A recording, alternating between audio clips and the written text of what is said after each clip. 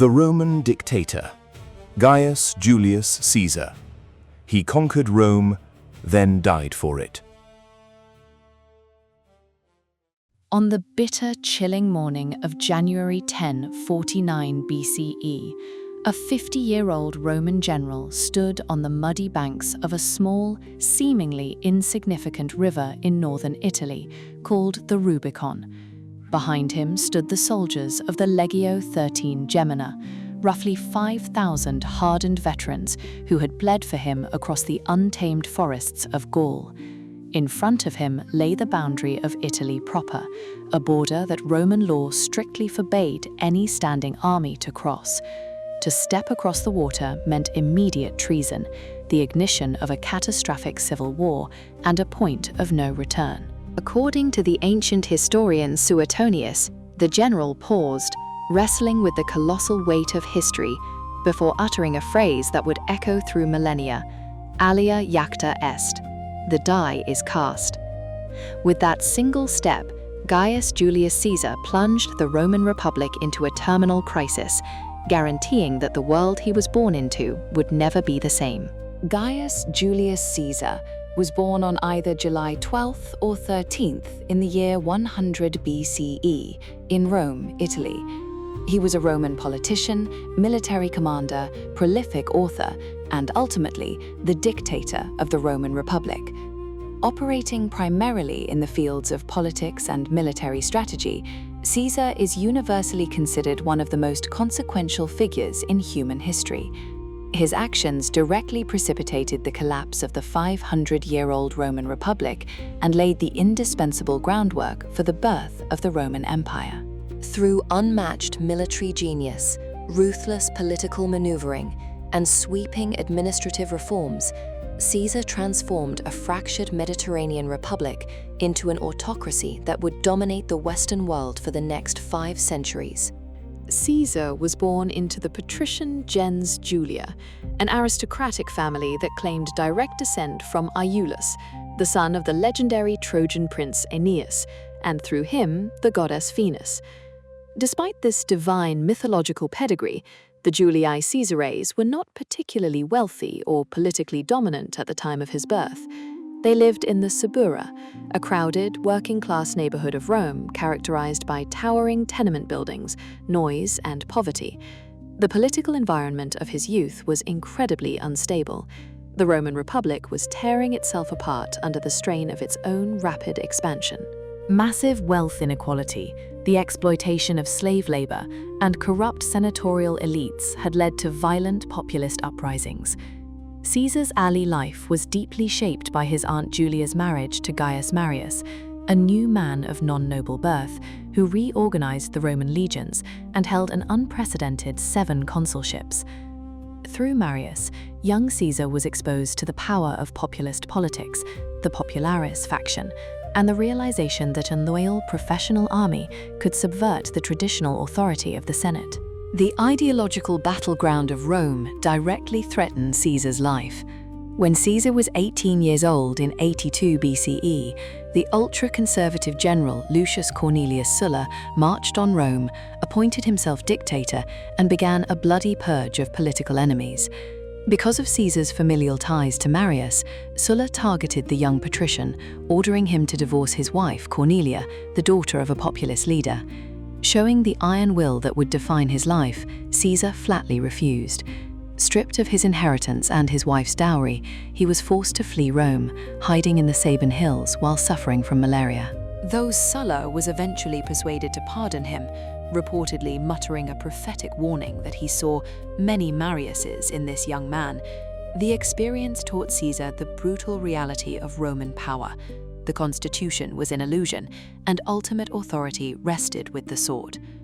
Another formative event occurred in 75 BCE, when a 25-year-old Caesar was kidnapped by Cilician pirates while traveling to Rhodes. When the pirates demanded a ransom of 20 talents of silver, Caesar was insulted by the low figure and demanded they asked for 50 talents instead. He spent 38 days in captivity, jokingly promising his captors he would return to crucify them. Upon his release, he immediately raised a private fleet, hunted the pirates down, and executed them exactly as he had promised, demonstrating a ruthless, terrifying commitment to his own word. Following the death of Sulla, Caesar returned to Rome and began to climb the cursus honorum, the sequential ladder of Roman political offices. He proved to be a masterful orator and a charismatic advocate for the common people, spending lavishly on public games and banquets to secure popular favor. This strategy plunged him into staggering debt. At one point, he owed millions of sesterces to his creditors. In 69 BCE, at the age of 31, he served as quaestor in Hispania, modern-day Spain. According to the historian Cassius Dio, while observing a statue of Alexander the Great in a temple in Gades, Caesar broke down in tears, lamenting that Alexander had conquered the known world by the age of 32, while he himself had achieved nothing of lasting substance. This existential crisis spurred him to aggressive action.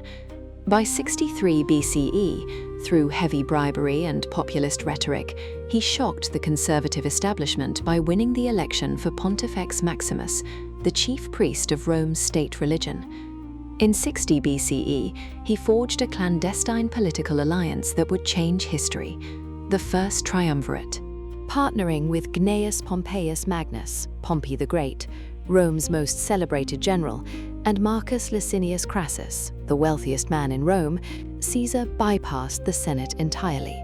With Crassus's money and Pompey's veterans, Caesar was elected consul for the year 59 BCE, setting the stage for his most audacious move. Caesar's definitive breakthrough occurred far from the marble halls of Rome, in the dense, hostile forests of Gaul, modern-day France and Belgium. Needing military glory to rival Pompey and vast wealth to pay off his crushing debts, Caesar engineered a governorship over Illyricum and Cisalpine Gaul, using it as a staging ground for the Gallic Wars, which raged from 58 to 50 BCE. His defining moment came in the late summer of 52 BCE, at the Battle of Alesia.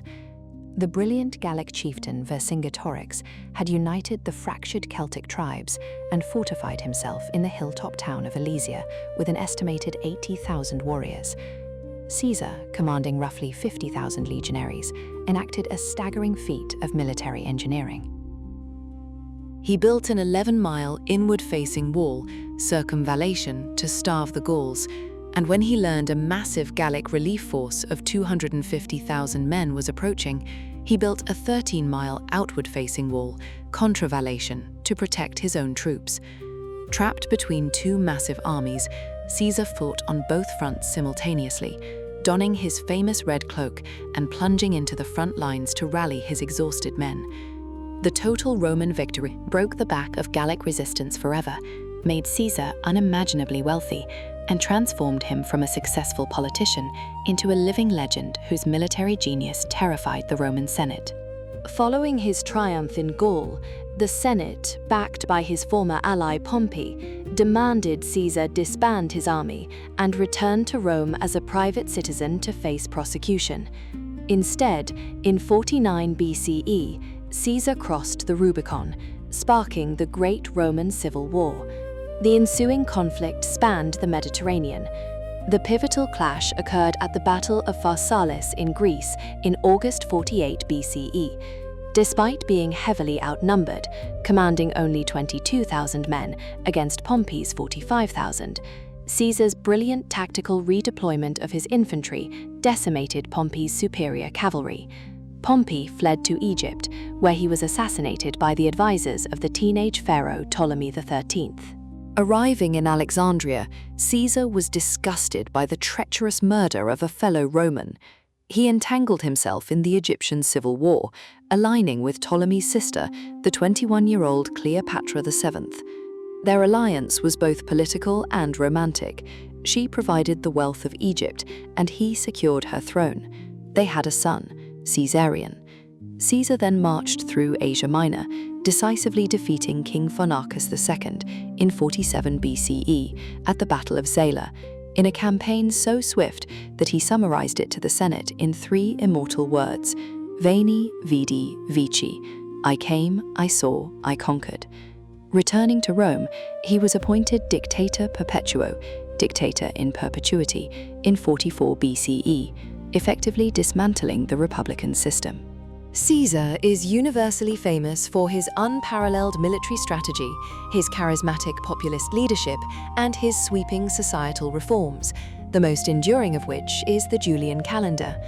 Prior to Caesar, the Roman calendar was a deeply flawed, manipulated 355-day lunar system that had drifted wildly out of sync with the solar year.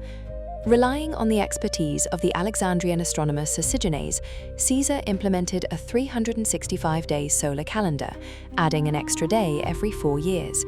To reset the timeline, he made the year 46 BCE last an agonizing 445 days, known to historians as the Year of Confusion. This Julian calendar remained the standard for the Western world for over 1,600 years, until the minor Gregorian correction in 1582. Furthermore, Caesar was a highly celebrated author. His Commentaries on the Gallic War, Commentary de Bello Gallico, written in concise, elegant, third-person Latin prose, served as brilliant political propaganda that kept the Roman populace enthralled with his distant conquests. His ability to bypass the elite Senate and speak directly to the grievances of the plebeians made him a proto-populist whose methodologies are still studied by modern political scientists. As a human being, Caesar was driven by dignitas, the accumulation of personal prestige, honor, and public standing. He was a man of terrifying, relentless energy, characterized by the Romans as celeritas, speed. He frequently surprised his enemies by marching his legions through brutal winter conditions at speeds thought impossible. Physically, he was tall, fair-skinned, and highly conscious of his appearance, famously comb over his thinning hair to hide his baldness, a physical flaw he deeply resented. A defining trait of his personality was his policy of clementia, mercy. Unlike Sulla, who slaughtered his defeated Roman rivals, Caesar routinely pardoned the men who fought against him, a calculated psychological tactic that won over moderate Romans but ultimately left his most dangerous enemies alive. Despite his robust physical endurance, he suffered from a neurological condition the Romans called morbus comitialis, widely believed by modern historians to be epilepsy, which caused him to collapse in public on several occasions. He possessed an incredibly agile mind, capable of dictating multiple letters to different scribes simultaneously while riding on horseback. Caesar's legacy is deeply controversial and stained with the blood of millions. While he championed the Roman poor, his conquest of Gaul was by modern definitions a genocide. The Roman author Pliny the Elder later estimated that Caesar's campaigns resulted in the deaths of 1,192,000 Gauls, with another 1 million sold into brutal slavery. While modern historians debate the exact demographic accuracy of these figures, there is no doubt that his pursuit of personal glory resulted in the cultural and physical annihilation of entire Celtic societies. Domestically, his supreme failure was his total disregard for the traditions, mos maiorum, of the Roman Republic. His open packing of the Senate with his own partisans, his wearing of the triumphal purple robes, and his placement of his own image on Roman coins alienated the aristocracy, who suspected he wished to declare himself a rex, king. This culminated in the most famous assassination in history. On the Ides of March, March 15th, in 44 BCE, a conspiracy of roughly 60 senators, led by his former pardoned enemies, Marcus Junius Brutus and Gaius Cassius Longinus, ambushed him in the theatre of Pompeii. Caesar was stabbed 23 times, falling at the base of a statue of his old rival, Pompey. The immediate short-term impact of Caesar's assassination was the exact opposite of what his killers intended. Rather than restoring the Republic, his death plunged Rome into another 13 years of horrific civil war. The Roman populace, outraged by the murder of their champion, rioted and burned the Senate House. His grandnephew and posthumously adopted heir, Octavian, later known as Augustus, utilized Caesar's name, immense wealth, and veteran legions to hunt down the assassins and eventually defeat his own rival, Mark Antony. In the long term, Caesar's life marked the definitive end of the Roman Republic. He centralized the bureaucratic administration of the state, expanded the Roman franchise by granting citizenship to provincials in Gaul and Spain, and initiated massive debt relief programs that stabilized the Mediterranean economy. By concentrating absolute military and political power into the hands of one man, he created the blueprint for the Roman emperors who would rule for the next 5 centuries, irrevocably shaping the laws, language, and architecture of Western civilization. Today, Gaius Julius Caesar remains one of the most recognizing names in human history. His legacy is deeply embedded in the everyday fabric of modern life. The month of his birth, Quintilis, was renamed Julius, July, in his honor by the Roman Senate. His cognomen, Caesar, evolved from a family name into the absolute title of imperial authority, persisting into the 20th century as the German Kaiser and the Russian Tsar or Tsar. William Shakespeare's tragedy, Julius Caesar, written in 1599, cemented his assassination as a timeless cultural meditation on tyranny, friendship, and betrayal. Military academies across the globe still study his siege tactics at Alesia and his infantry maneuvers at Pharsalus. However, his image has fluctuated over time. During the Renaissance, he was often idealized as a tragic hero and a bringer of order. In modern times, historians view him with a much more critical eye, recognizing his brilliance but condemning his imperialistic violence in Gaul and his authoritarian destruction of democratic institutions. The life of Gaius Julius Caesar stands as history's greatest monument to the double-edged sword of supreme ambition. He possessed a terrifying combination of intellectual brilliance, physical courage, and unyielding psychological endurance. Yet his ascent reveals a dark truth about human nature and political power.